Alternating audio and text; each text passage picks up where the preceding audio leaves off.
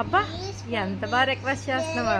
मेरे प्यारे मम्मी ना please mummy please please please please ఏడు ప్లీజ్. मुझे फेवरेट पे बिंगो चाहिए లేదు బింగో లేదు. ఇంకో టీవీ చూడు, బొమ్మలు చూడు, బొమ్మలు బొమ్మలు బొమ్మలు చూడండి ఎంత కోపమో.